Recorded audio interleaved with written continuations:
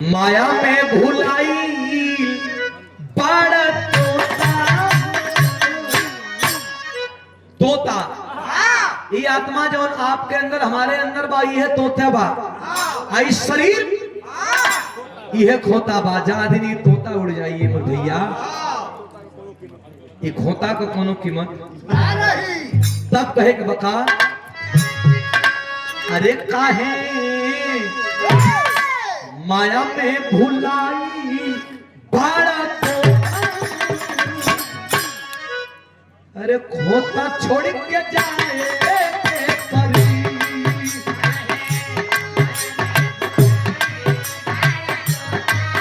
खोता छोड़ के हेलो हेलो मंच पर हेलो मंच पर उपस्थित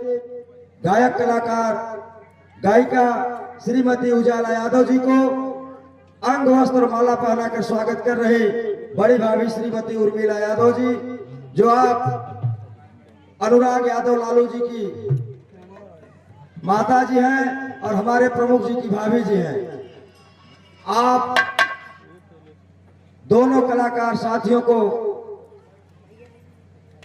स्वागत कर रही है। माया में भुलाई बड़ा तोता ये खोता छोड़ के जाए परी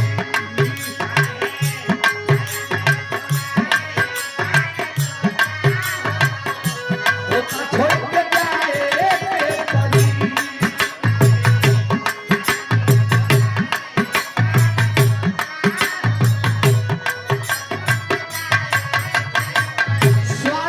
स्वागत का बा जगही में 2 डिसमिल बा वो हमारा ये स्वागत बा किरोड़वा बोला हमारा हम पता नहीं कि ये स्वागत बा स्वागत ई कैसे तुहार तुहार बाबूजी का नहीं दादा कर दादा मर गई नहीं तुहार बाबूजी के भइल तुहार बाबूजी मर गए तुहार भइल तो मर जीव तुहार लड़का कहो लेकिन स्वागत बा की हमारा ऐसे कहे तो बता अरे सगर स्वार्थ में नीमन बहुल होता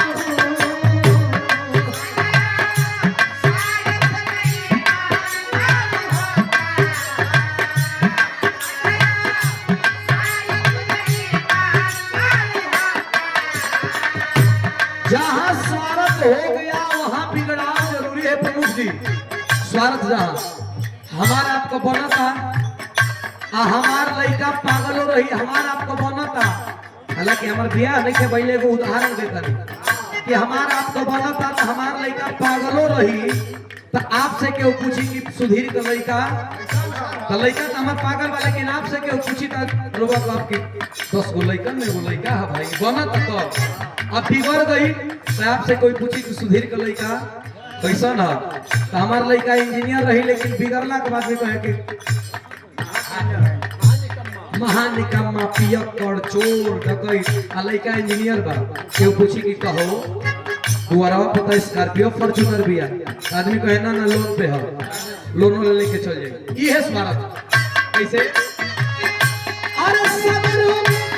स्वार्थ में नीमन बहुल होता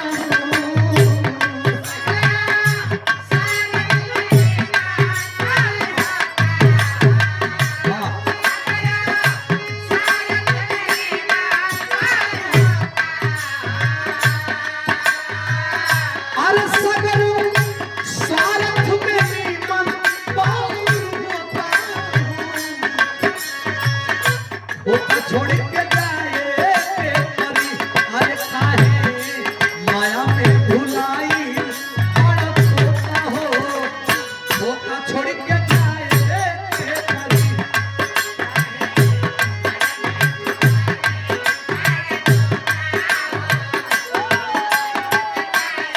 कौन सा है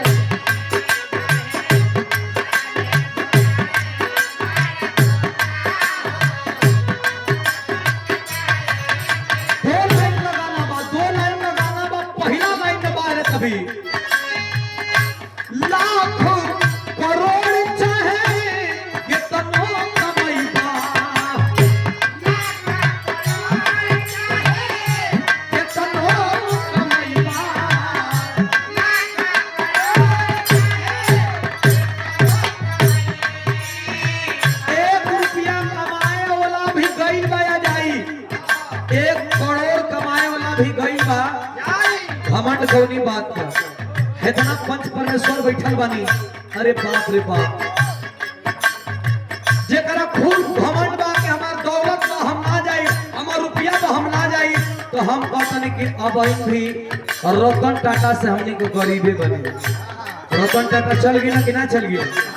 रतन टाटा चल गई ना जेकरा खूब घमंड बा कि हमारा खूब जोर बा हम ना जाई तो महाबली कहा तो हम दारा सिंह गामा पहलवान वो लोग से बढ़िया थोड़े बनी जा वो लोग चल गई जेकरा खूब घमंड बा कि हम तो बड़ा सुंदर बानी तो श्री देवी भी धर्मेंद्र भी चल गई लेते हैं कि वो रुके वाला नहीं के से कहे के बाद बाबूजी डॉक्टर श्री श्यामधर जी बाबूजी के द्वारा 100 रुपया पुरस्कार कोट कोट नाम धन्यवाद बा कैसे लाख करोड़ चाहे के तनु कमाईबा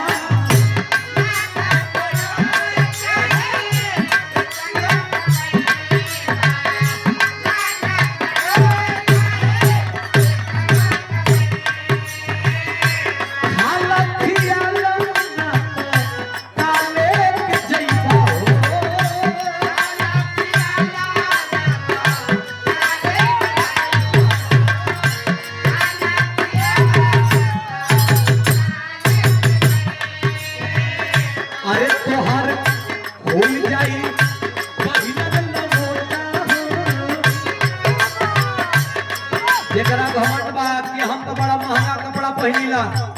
5000 रुपया मीटर 1 लाख सदरी पहनीला तो ये भैया खूब महंगा कपड़ा पहने वाला एगो ध्यान दिया शमशान घाट पर लंगोटा तो हर निकला जाएगा 2 मीटर का लंगोटा भी संग जाए वाला कौना बात से घमंड भाई साहब अरे तो हर खुल जाई पहिला लंगोटा हो होता छोड़ के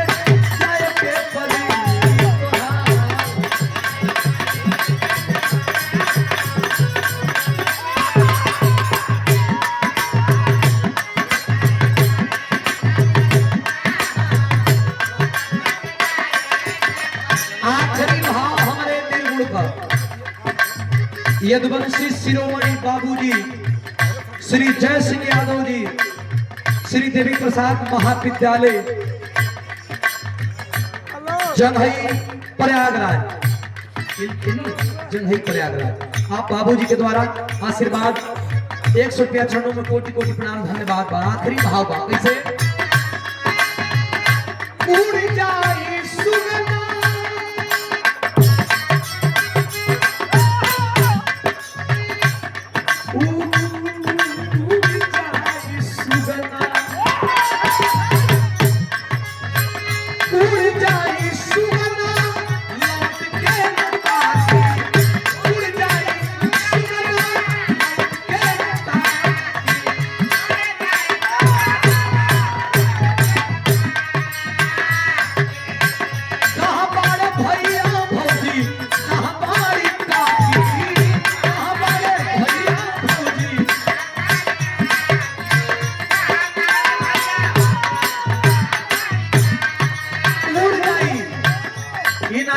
केरल हा कैसे रोना है बाबू जे रहे है कि माई रहे कि भौजाई रहे कि भेड़ा रो लिया एक तो बड़ी भेंट ना करी जे के उड़े के बाबू ओ तिरिया अरे तिरिया ओ तिरिया चूड़ी फोड़ के रोई है अरे तिरिया चूड़ी फोड़ के रोई है